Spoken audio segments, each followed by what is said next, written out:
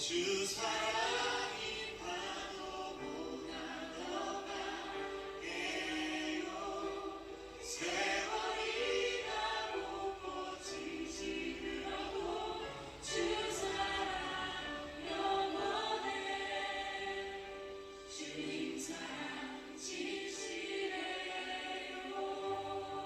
주님 사랑, 주님 사랑 진실해요. 주님 사랑 진실해요.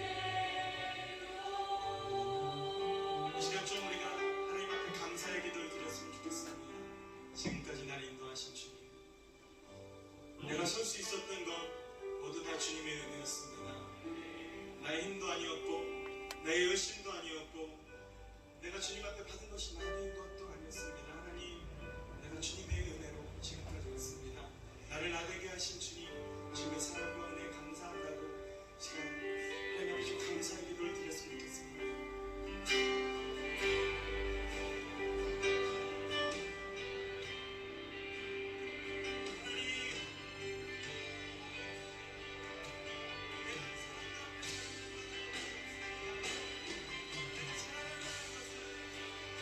지금까지 내가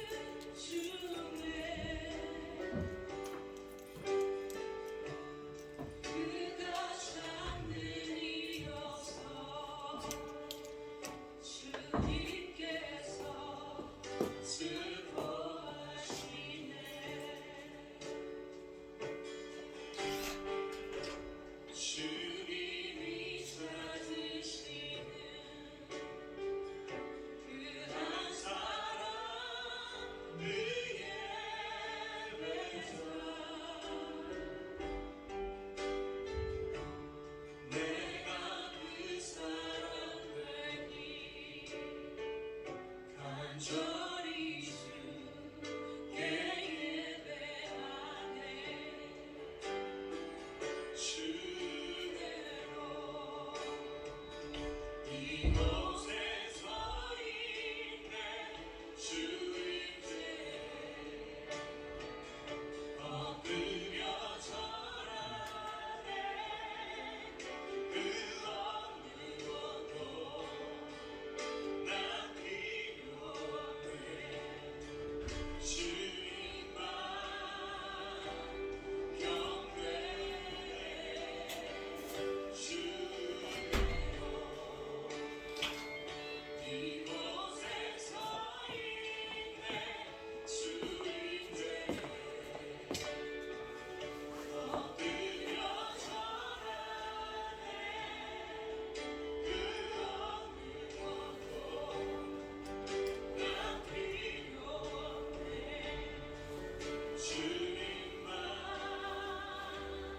경배해 주를 위한 이곳에 예배하는 자들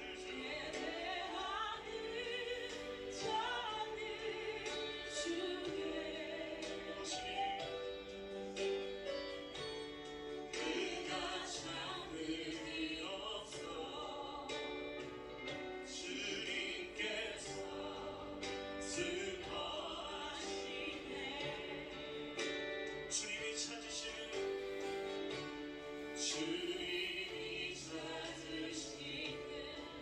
그 한 사람 그 예배자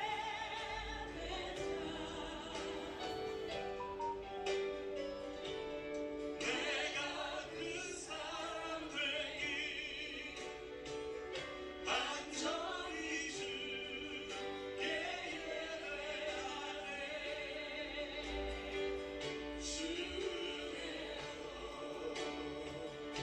이곳에 서 있네 주인께 엎드려 절하네 그 어느 것도 난 필요 없네 주님만 경배해 주께로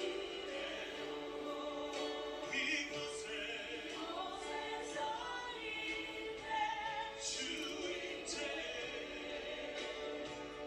엎드려 절하네 그 어느 것도 난 필요 없네 주님만 경배해 주님으로 이곳에 서 있네 주께로 이곳에 서 있네 엎드려 절하네 그 어느 것도 난 필요 없네 주님만 경배해 주대로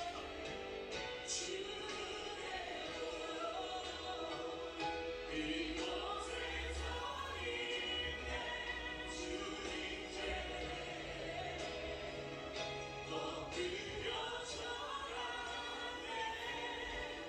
그 어느 것도 난 필요 없네 주님만 시켜 우리 함께 다시 한번 기도합시다 주님 찾으시는 그 한 사람의 예배자 하나님 나의 예배가 주님 앞에 그 참 예배되도록 하나님 나를 찾으시는 그 예배되도록 하나님 오늘 우리 가운데 주님의 마음을 모시고 그렇게 예배하는 시간 함께 기도합니다 하나님 우리가 주님의 마음으로 하나님 주님의 뜻대로 나의 마음을 전해드릴 그런 주님의 사랑 되길 원합니다 내 마음의 중심으로 하나님의 뜻대로 나서길 나의 이익과 유익을 위하여 하나님의 주인 되시는 하나님을 알아갈수록 하나님의 뜻 앞에 하나님의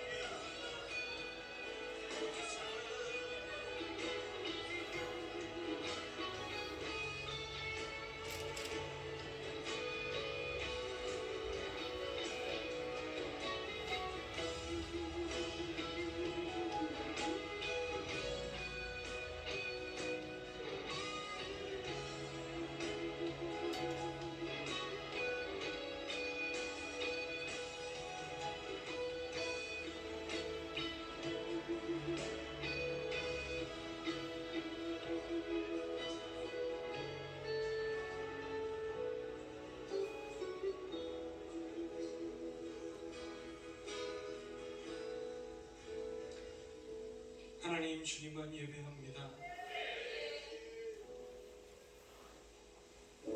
우리가 드린 이 예배의 고백이 우리의 삶을 통하여 주 앞에 고백되게 하여 주시옵소서. 그렇게 하나님이 찾으시는 그 한 사람의 삶을 살게 하여 주시옵소서. 이곳 가운데 나의 기도를 들으시는 주님, 나의 삶이 주님을 찬양합니다. 나의 삶이 주님만 높이길 원합니다. 주님 뜻으로 다스려 주시옵소서. 주님의 마음을 우리의 삶 속에 부어 주시옵소서. 주님을 따라 살길 원합니다.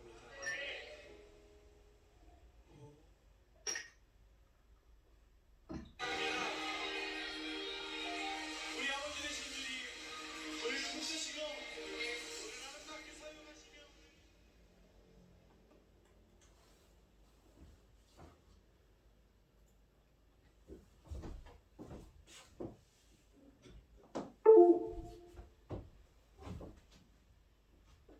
(1월 8일) 주일밤 예배를 시작하도록 하겠습니다. 사도신경 하심으로 신앙 고백하시겠습니다. 전능하사 천지를 만드신 하나님 아버지를 내가 믿사오며 그 외아들 우리 주 예수 그리스도를 믿사오니 이는 성령으로 잉태하사 동정녀 마리아에게 나시고 본디오 빌라도에게 고난을 받으사 십자가에 못 박혀 죽으시고 장사한 지 사흘 만에 죽은 자 가운데서 다시 살아나시며 하늘에 오르사 전능하신 하나님 우편에 앉아 계시다가 저리로서 산자와 죽은 자를 심판하러 오시리라. 성령을 믿사오며 거룩한 공예와 성도가 서로 교통하는 것과 죄를 사하여 주시는 것과 몸이 다시 사는 것과 영원히 사는 것을 믿사옵나이다. 아멘. 찬송가 38장입니다.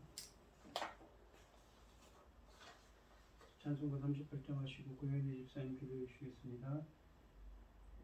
예수 우리 왕이여 이곳에 오셔서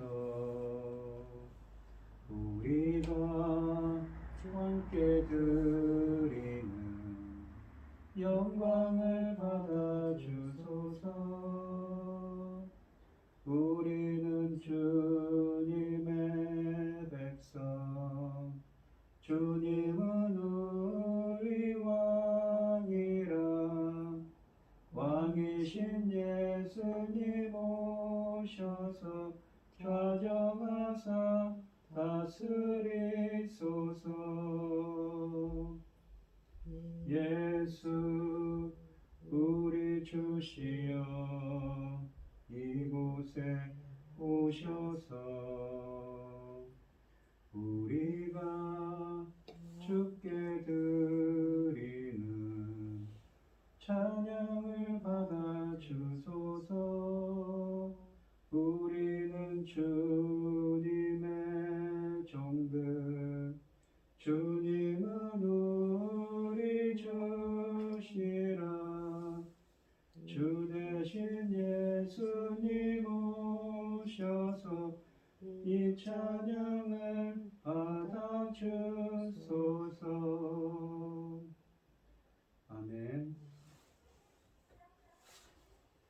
오라 우리가 여호와께 노래하며 우리 구원의 반석을 향하여 즐거이 외치자. 우리가 감사함으로 그 앞에 나아가며 시를 지어 즐거이 그를 노래하자. 여호와는 크신 하나님이시며 모든 신들보다 크신 왕이시기 때문이로다.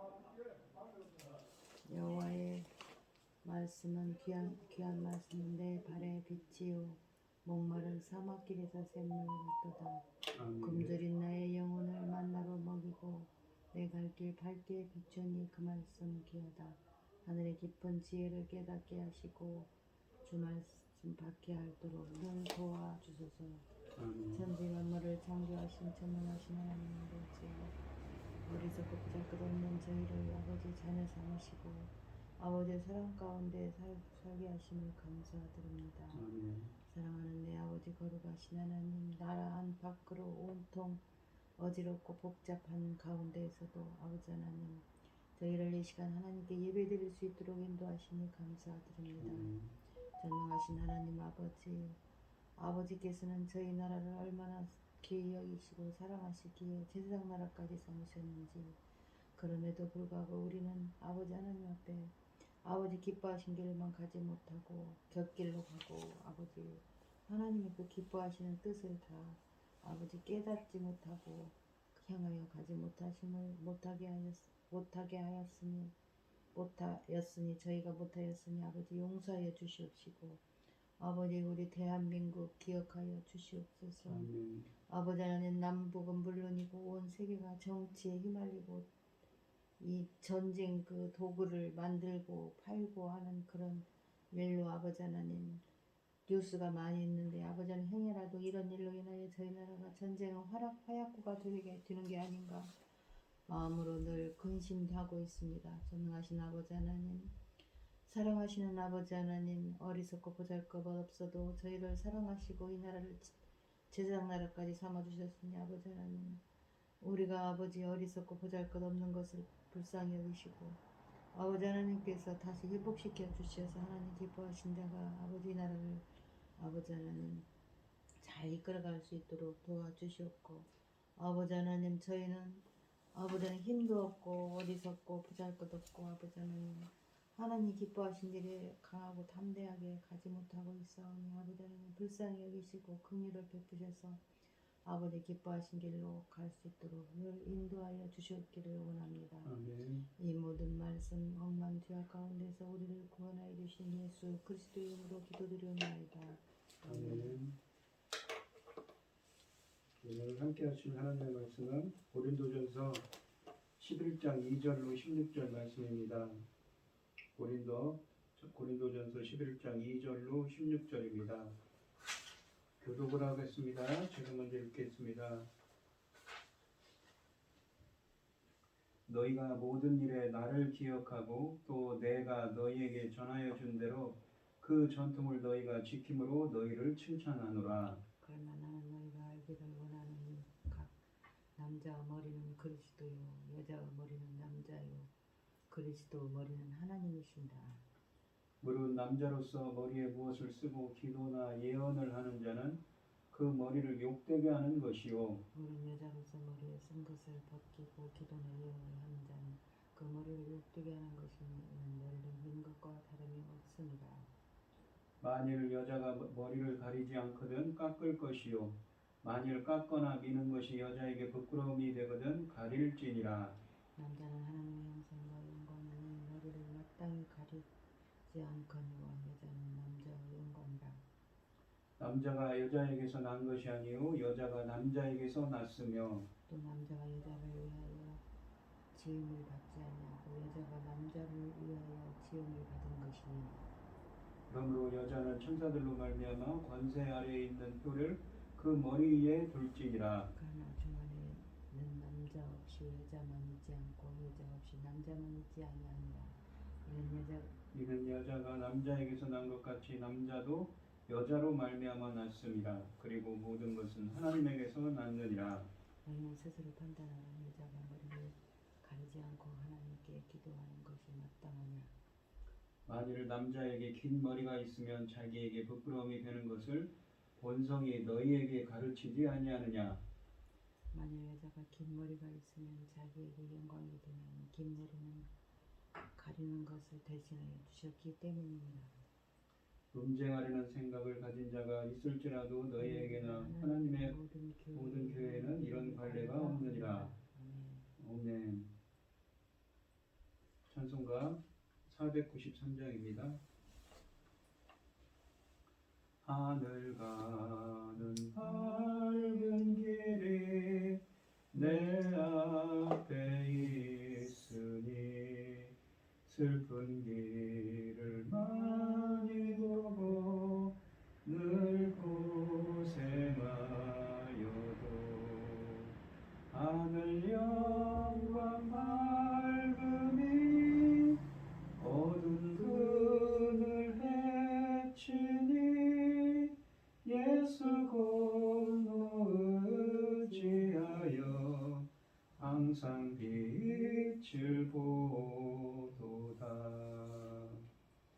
내가 염려하는 일이 세상에 많은 중 속에 근심하는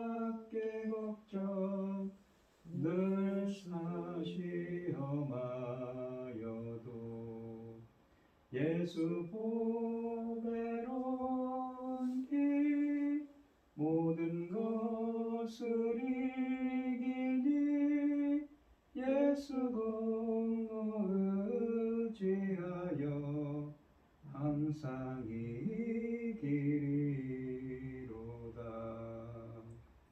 내가 천성 바라보고 가까이 왔으니 아버지의 영광 집에 나 쉬고 싶도다. 나는 부족하여도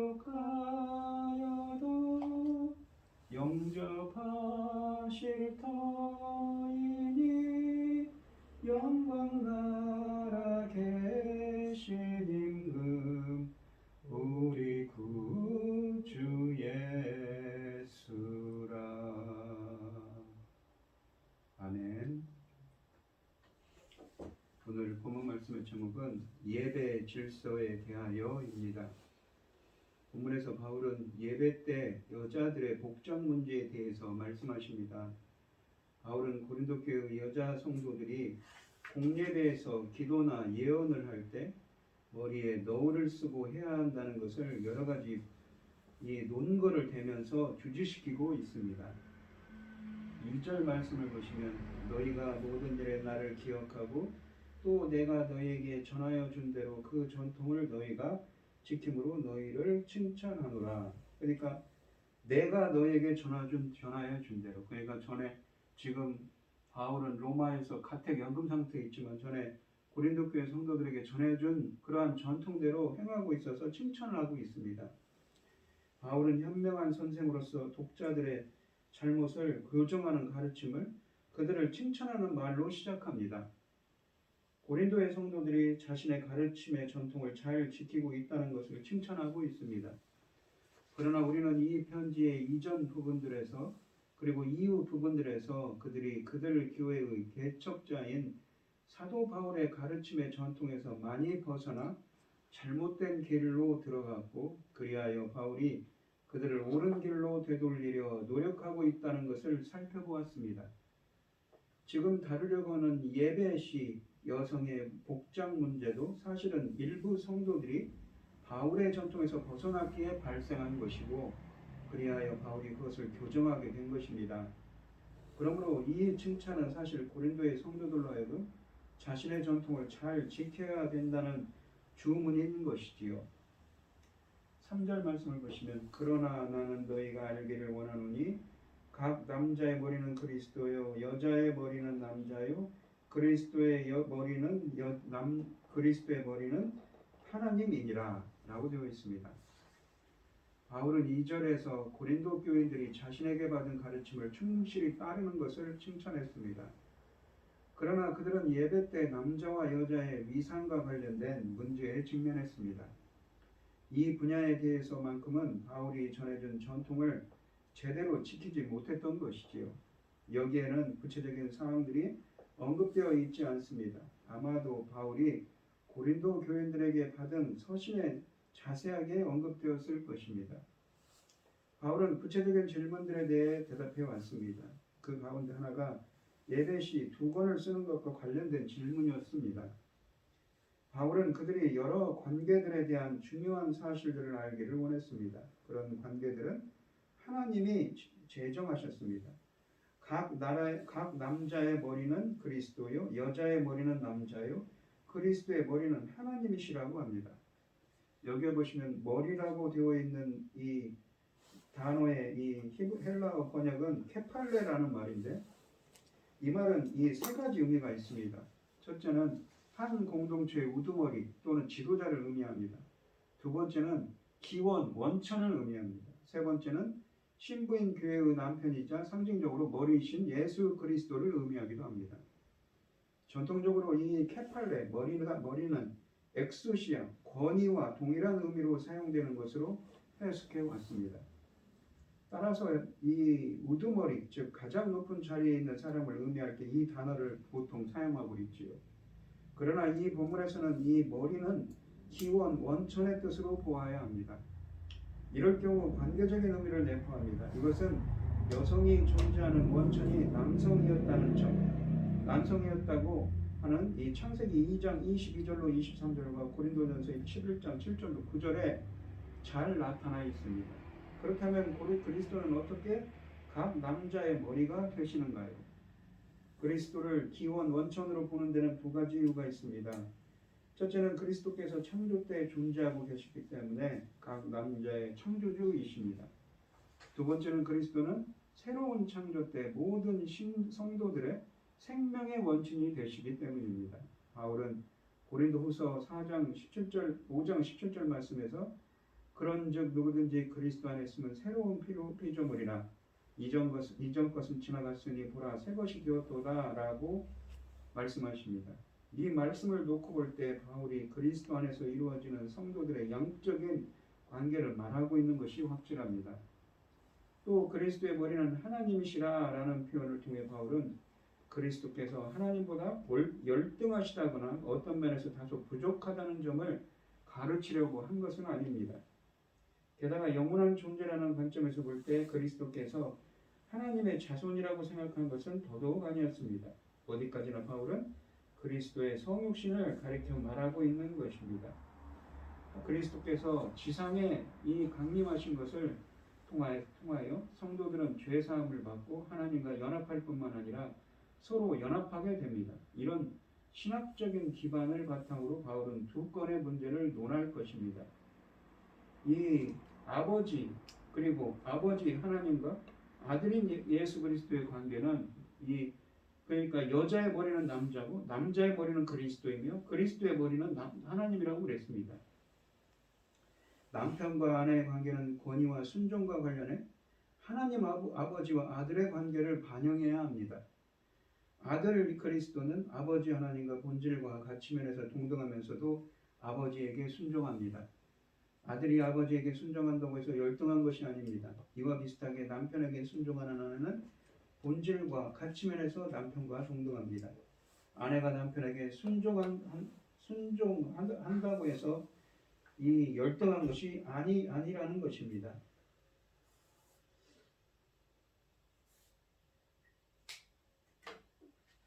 4절로 6절 말씀을 한번 보겠습니다.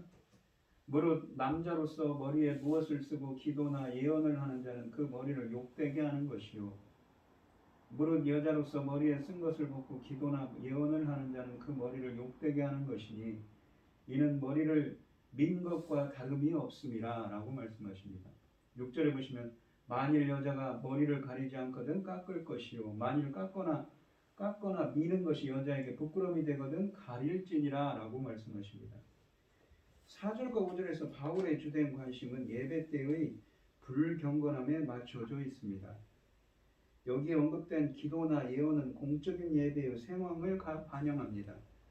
남성이 기도하거나 예언할 때는 자기 머리에 두건을 쓰지 않은 채 그 일을 해야 했습니다. 이와는 대조적으로 여성이 기도하거나 예언할 때는 머리에 두건을 반드시 쓰고서 해야 했던 것입니다. 유대의 그리스도인들은 여자가 외출할 때 머리를 덮는 유대인들의 관습을 지속했습니다. 그리스에서도 양반집 여자들은 그렇게 하였으나 거기서는 유행에 따라 관습이 변하기도 했습니다.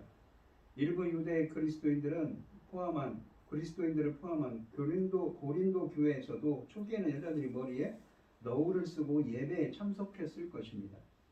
그러나 바울이 떠난 뒤 고린도인들의 일반적인 열광주의의 영향, 그러니까 자기가 이 힘센 자들, 신앙적으로 성숙했다고 생각하는 그러한 교만한 사람들이 그러한 열광주의 영향 아래에 있는 그리스도인들의 자유의 이름으로 여자들이 너울을 벗어던진 것 같습니다. 그래서 이 성도들은 바울에게 어떤 질문을 한 거죠. 그리고 그 질문에 대한 답변으로 고린도전서를 통해서 답변을 하는 겁니다. 13절로 16절에서 바울은 그의 뜻을 분명히 밝힙니다. 고린도 교회의 여자들도 그리스도의 교회 전체에서와 마찬가지로 예배 때 머리에 너울을 쓰고 기도나 예언을 해야 한다는 것입니다. 만일 어떤 신자의 행동이 다른 교인들을 불쾌하게 하고 교회를 분열시킨다면 그 신자는 교회의 영향을 증진시키기 위해 자신의 방식을 바꿔야 합니다. 그러니까 약한 자들, 그러니까 신앙적으로 좀 약한 자들이 보면은 그거에 대해서 지적을 하는 것이죠. 바울은 마치 이 지난 시간에도 봤지만 이 고린도전서 얘기하는 우상숭배 문제, 음식을 먹을 때 이 시장에서 파는 물건들은 대부분이 어떻습니까? 제사상, 무상의 제사상에서 들어간 물건들인데 먹어야 되나 말아야 되나 그럴 때 그냥 먹으라고 하죠. 하지만 어떻습니까? 우상을 제사하는 이방신을 제사하는 제사상에 있는 물건을 먹지 말라고 합니다. 거기에 참여하지도 말고 그 제사상에 있는 음식도 먹지 말라고 하죠. 그런 것처럼 이 바울은 두건을 쓰지 않는 여성들에게 두건을 쓰라고 말하고 있는 것입니다. 그 이유는 그것이 성경의 명령이기 때문이 아니라 사람들의 관심을 그리스도에게서 멀어지게 하는 그런 사소한 문제로 교회가 분열되는 것을 막기 위해서였던 것이지요. 우리가 기억할 것은 바울이 고린도 성도들에게 받은 서신 속에 담긴 질문에 대한 답변으로서 이러한 교훈을 제시했다는 사실입니다. 바울의 설명에 따르면 남성들은 하나님의 형상과 영광이기 때문에 머리를 덮어서는 안 되었습니다. 머리를 덮는 것은 곧 자신들의 머리이신 그리스도를 부끄럽게 하는 일이라는 것입니다. 따라서 예배 때에도 남성들은 베일을 쓸 수가 없었습니다. 그렇게 하는 것은 곧 하나님을 모독하는 일이었습니다. 여성들의 경우에도 공적으로 기도하고 예언하는 일이 허용되었습니다. 다만 바울이 고린도 성도들에게 내건 유일한 조건은 그들이 기도나 예언을 할 때 머리에 두건을 써야 한다는 것이었습니다. 남성과 여성 사이의 우선순위와 차이점들에 대한 일반적인 원리는 여전히 유효하지만 여기서 언급한 두건에 대한 그러한 수건에 대한 문화적인 충고는 모든 시대, 모든 교회에서 구속력을 갖지는 않습니다. 실제로 바울이 에베소 교회에 있는 성도들에게 충고하기 위해 디모데에게 서신을 써 보냈을 때도 여성들에게 반드시 두건을 씌우라는 식의 충고를 단 한마디도 보내지 않았습니다. 디모데전서 2장 9절로 10절에 보시면 오히려 그의 충고는 수수한 옷차림에 초점이 맞춰져 있었습니다. 고린도 교회 상황을 살펴보면 여성들이 교회에 올 때 두건을 쓰지 않고 오는 바람에 이것이 분란의 원인이 된 것 같습니다. 비록 그 문제의 이유는 밝혀져 있지 않지만 우리는 그 어떤 것도 예배를 혼란케 하는 원인이 되도록 내버려 둘 수 없다는 것이 바울의 관심사임을 알 수가 있습니다. 따라서 그는 고린도 교회 성도들에게 공적 예배 때 머리에 두건을 쓰라고 충고했는데 이것은 그곳에 그리스도인들에게 공개적인 상황에서는 우상에게 제물로 바친 고기를 먹지 말라고 충고한 것과 같은 맥락이라고 할 수가 있습니다. 우상에게 제물로 바친 고기를 먹는 것에서 그리스도인들이 자유로운 재량권을 가진 것처럼 여성들에게도 머리에 두건을 쓰지 않을 수 있는 자유로운 재량권이 분명히 있었습니다. 이 두 가지 문제 모두 그들의 구원과는 아무런 상관이 없는 이야기죠. 하지만 바울의 일관된 충고는 무엇입니까? 그리스도인들이 화합을 도모하기 위해 다른 사람들을 존중해야 한다는 것입니다. 여성이 예배 때 머리를 가리지 않는 것은 머리 민 것과 다름이 없다고 했는데 이 발언은 어디까지나 문화적인 맥락에 따른 것이며 또한 그 발언의 논리적인 이유 역시 밝혀져 있지는 않습니다. 다만 6절에서 머리를 깎거나 미는 것이 곧 수치스러운 일이라는 의미가 암시되어 있을 뿐입니다. 기독교인이 된 여성들은 하나님과 그들의 관계 또 하나님 아래에 있는 그리스도인 형제들과 그들의 관계를 인정하는 차원에서 머리를 길러야 했을 뿐만 아니라 예배 때 그들의 머리를 가려야 했습니다. 그리고 여기서 말하는 기도와 예언이라고 하는데 기도라는 건 예배 때 하는 공적인 기도를 가리킵니다. 또 예언은 하나님께서 특정한 사람에게 계시로서 미래의 사건들을 말씀해 주시는 것을 가리킬 뿐만 아니라 종교적인 진리들에 대해 공적으로 말하고 그리스도에 대해 증거하며 회중에게 하나님이 하시는 권면의 말씀을 전달하는 일체의 행위를 모두 포함하는 것입니다. 남성과 여성 모두 교회 안에서 이 일을 할 수 있었습니다. 여성들이 예언하는 것은 곧 요엘 선지자의 말씀이 성취되는 것입니다. 요엘서 2장 28절에 보시면 너희의 아들과 딸들은 예언을 할 거라고 말씀하셨습니다. 성령께서 주시는 영적 은사들은 남자와 여자를 차별하지 않는다는 것이지요. 6절 말씀에서 여성들이 공적인 예배 때 머리를 가려야 한다는 사실을 좀 더 강조하기 위해 바울은 만일 여자가 머리를 쓰지 않거든 깎을 것이요 라고 말하고 있습니다. 다시 말해서 여자가 머리 가리는 것을 거절함으로써 자신을 녹되게 할 경우 머리카락 전체를 깎거나 민 것과 다를 바가 없다는 것입니다. 그건 역시 부끄러움이 되기 때문이었습니다. 그러므로 가리지 않은 머리, 그러니까 짧거나 민 머리가 부끄러움이 된다면 예배 시간에는 자신에서 머리를 가려야 했던 것입니다. 7절로 9절 말씀을 보시면 남자는 하나님의 형상과 영광이니 그 머리를 마땅히 가리지 않거니와 여자는 남자의 영광이니라. 남자가 여자에게서 난 것이 아니요 여자가 남자에게서 났으며 또 남자가 여자를 위하여 지음을 받지 아니하고 여자가 남자를 위하여 지음을 받은 것이니 라고 되어 있습니다. 이 7절로 9절 말씀은 4절, 5절, 6절에서 제시한 그의 충고에 대한 신학적 근거를 제시합니다.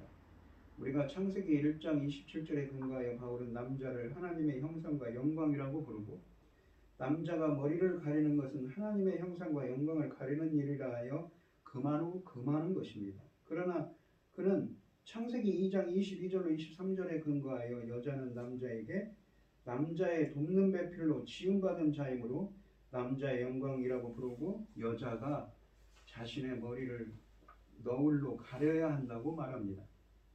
남자는 하나님의 형상과 영광이므로 하나님의 영광을 위해 예배에서 자신의 머리를 드러내어 하나님의 영광을 드러내야 하는 반면에 여자는 남자의 영광이므로 그것을 드러내면 남자의 영광을 드러내게 되기 때문에 안 되니 그 머리를 너울로 가려야 한다는 뜻입니다. 바울은 이것을 창조의 질서에서 논리적으로 추론해내고 있습니다. 남성이 먼저 창조되었고 이어서 여성이 창조됐습니다. 여호와 하나님이 아담을 깊이 잠들게 하시니 잠들 때 그가 그 갈빗대 하나를 취하고 살로 대신 채우시고 여호와 하나님이 아담에게서 취하신 그 갈빗대로 여자를 만드시고 그를 아담에게로 이끌어 오셨다고 창세기 2장 21절로 22절에 말씀하셨습니다.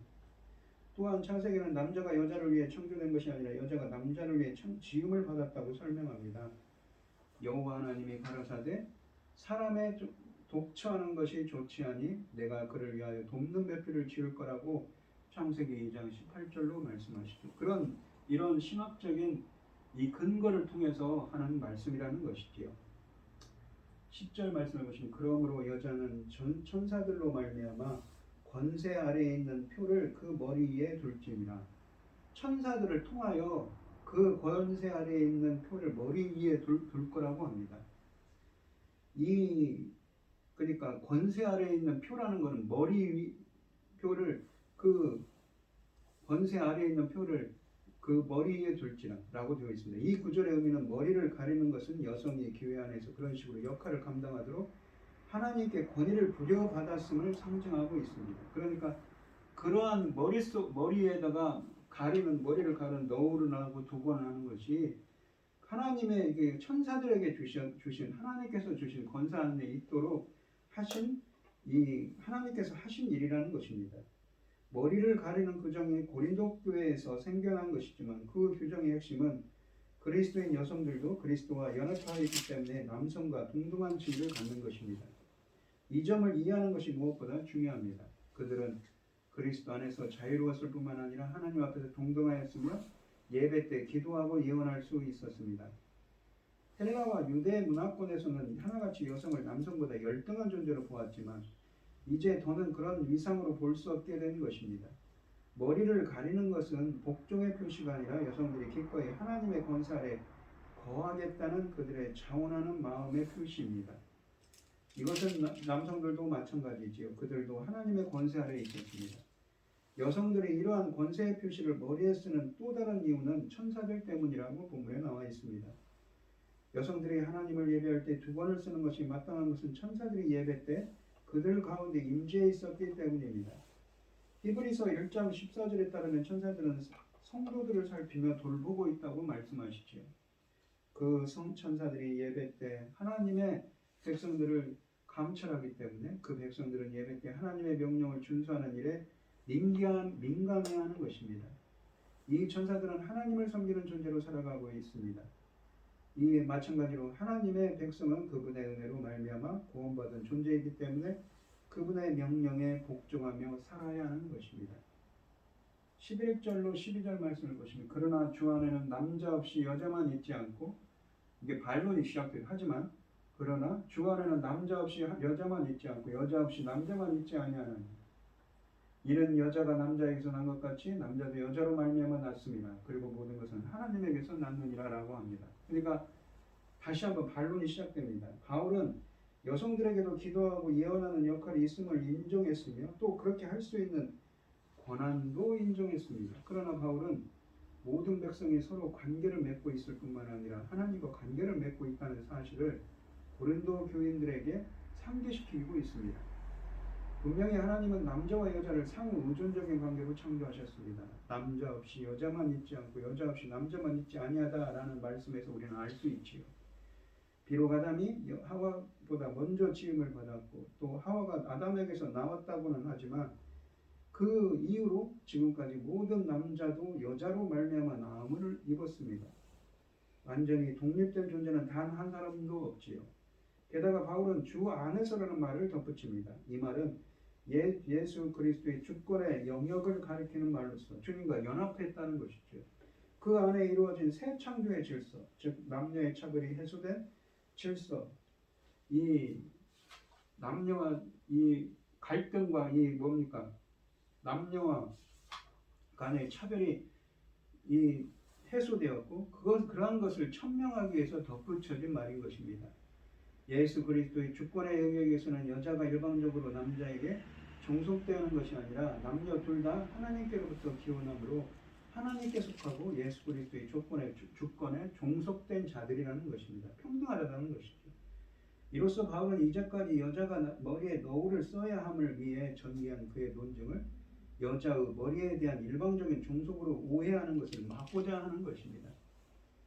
하나님은 자신이 창조하신 이 세계가 제 기능을 온전히 발휘하기 위해 여러 가지 역할들과 관계들을 창조하셨습니다.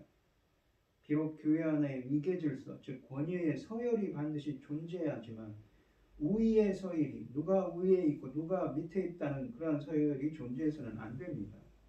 하나님은 남자와 여자를 창조하시되 독특한 상호 보완적인 특성들로 그들을 창조하셨습니다. 한쪽 성이 다른 쪽 성보다 우월하진 않다는 것입니다. 결과적으로 모든 것이 하나님에게서 났으며 그분이야말로 존재하는 모든 것의 유일한 원천이시라고 본문은 말씀하고 있는 것입니다. 13절로 15절 말씀을 보시면 너희는 스스로 판단하라. 여자가 머리를 가리지 않고 하나님께 기도하는 것이 마땅하냐. 만일 남자에게 긴 머리가 있으면 자기에게 부끄러움이 되는 것을 본성이 너희에게 가르치지 않느냐. 남자가 머리가 길면은 부끄럽게 생각하는 것이 당연하다는 것이죠. 본성적으로 그런다는 것입니다. 만일 여자가 긴 머리가 있으면 자기에게 영광이 되나니 긴 머리는 가리는 것을 대신하여 주셨기 때문이라 라고 되어 있습니다. 여자들은 긴 머리를 갖고 있는 것이 오히려 좋다고 생각하는 것이죠.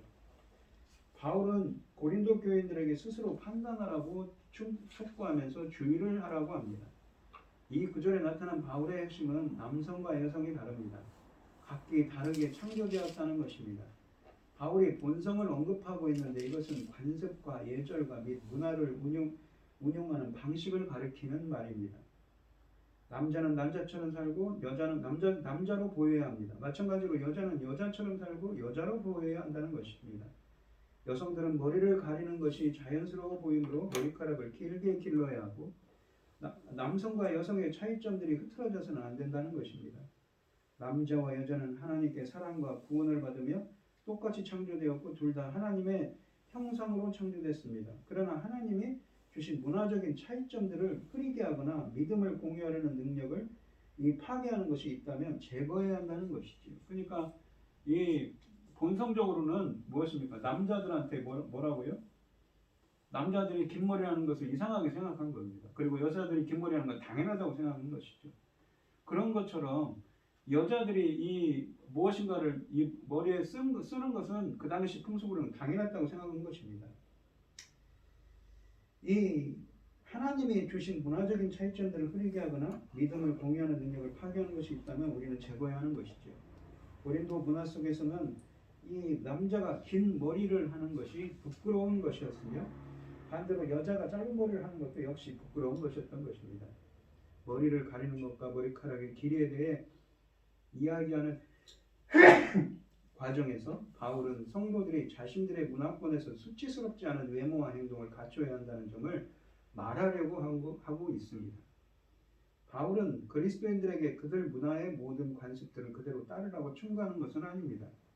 우리가 기독교 신앙을 간증할 때 예수 그리스도를 위한 믿음의 증인으로서 사명을 감당하는데 방해가 되는 외모나 행동은 피해야 한다는 것이 바울의 충고의 요지인 것이지요.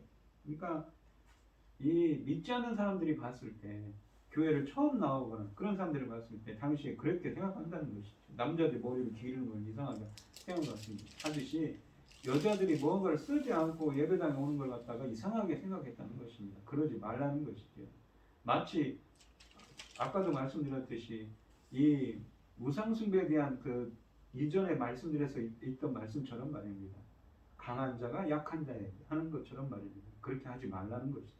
조심하라는 말을 담고 있습니다. 16절에 보시면 논쟁하려는 생각을 가진 자가 있을지라도 우리에게나 하나님의 모든 교회에는 이런 관례가 없느니라. 이 바울은 교회에서 소수를 대표하는 논쟁하려는 생각을 가진 자를 언급하면서 마무리하고 있습니다. 이 구절에서 바울은 고린도 교회 안에 있는 논쟁자들에게 교회의 각종 모임에서 온전히 행동하라고 훈계하고 있습니다.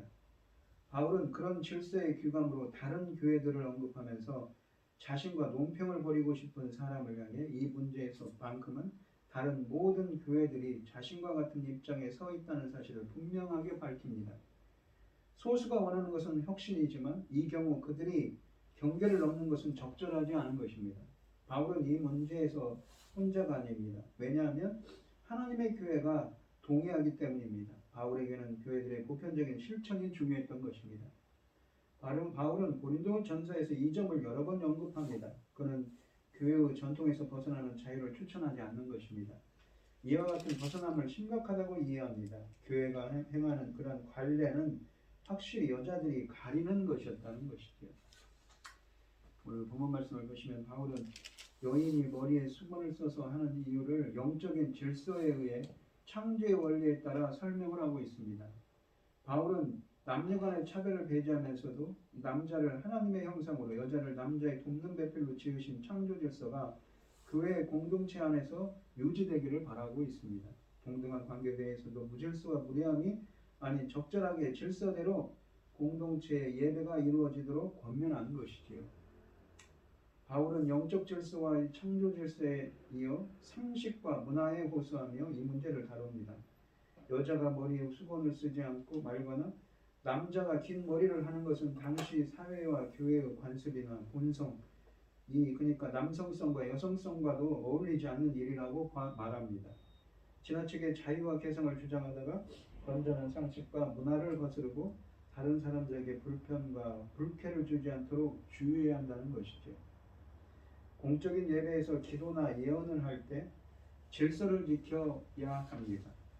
당시 고린도 교회의 남자는 예배에서 수건을 머리에 쓰지 않으므로 머리 대신 그리스도께 영광을 돌리고 여자는 머리에 수건을 쓰므로 거론한 여성으로서 남편이 자신의 머리를 나타내어 남편을 영화롭게 한 것입니다. 하지만 교인들 중 일부는 자유에 대한 지나친 주장과 이교 풍습의 영향으로 이 전통을 따르기보다 임으로 행한 것으로 보입니다. 전통과 문화가 다른 우리의 시대에 이 말씀을 문자적으로 적용할 수는 없지만 하나님이 세우신 권위와 질서를 부정하고 공동체에 혼란을 주는 그릇된 자유의 남용을 경계해야 하는 것은 분명한 것입니다. 그래서 우리는 어떻습니까? 질서 있고 덕이 있는 모습으로 예배에 참여하고 하나님께 영광을 돌릴 수 있어야 한다는 것이지요. 이 바울이 이 고린도 때는 어떻습니까? 말도 많고 찰도 많지요. 하지만 바울이 오늘 말씀하시는 것은 무엇입니까? 그 당시의 문화가 있다는 것입니다. 비록 남자와 여자가 예수 그리스도에서 안에서 하나 동등하게 구원받은 존재이지만 동등하게 새로운 창조된 존재이지만 그 당시의 문화를 갖다가 그 당시에 있는 관례라든가 문화를 갖다가 부정할 수는 없다는 이야기를 하고 있습니다. 그래서 고린도 교인들의 성도들 중에 누군가 바울에게 편지를 보냈던 것이죠. 그 당시 문화로는 이 여성들이 머리에 두건을 쓰고 예배를 드리는 것이 맞는데 어떤 사람들이 그러지 않는다는 것이지요. 그것은 바로 열광주의자들, 자신이 강한 자들이라고 생각하는 조금 교만한 생각을 갖고 있는 자들입니다. 그래서 그것 때문에 분란이 생겼던 것이지요. 그래서 그거를 지금 그러지 말라고 이 믿음이 약한 자들이 봤을 때는 그것을 어떻게 생각했는가 라면서 바울이 그것을 교정하고 있는 것입니다. 우리 성도님들도 무슨 일을 하든지 간에 어디에 있든지 간에 이 무엇입니까? 하나님의 무엇입니까? 영광을 위해서 해야 되겠죠. 모든 것을 예배 질서를 지키며 하나님의 영광을 위해서 모든 일을 행하는 여러분들이 되시기를 축원드리겠습니다. 기도하겠습니다. 하나님 아버지 감사합니다. 오늘 주신 말씀처럼 저희들도 항상 하나님의 영광을 위해 할 수 있도록 하여 주시옵소서. 예배 질서를 지키며 하나님의 영광을 지키는 저희들이 되게 하여 주시옵소서. 이 모든 말씀 거룩하신 예수님 이름으로 기도합니다. 아멘. 찬송가 478장입니다. 참 아름다워라 주님의 세계는 저 솔로몬의 꽃보다 더 고운 백합화 주 찬송하는 듯 저 맑은 새소리 내 아버지의 지으신 그 솜씨 깊도다 참 아름다워라 주님의 세계는 저 아침 해와 저녁 노을 밤하늘 빛난 별 망망한 바다와 늘 푸른 봉우리 나 주 하나님 영광을 잘 드러내도다 참 아름다워라 주님의 세계는 저 산에 부는 바람과 잔잔한 시냇물 그 소리 가운데 성 들리니 주 하나님의 큰 뜻을 내 알듯 하도다.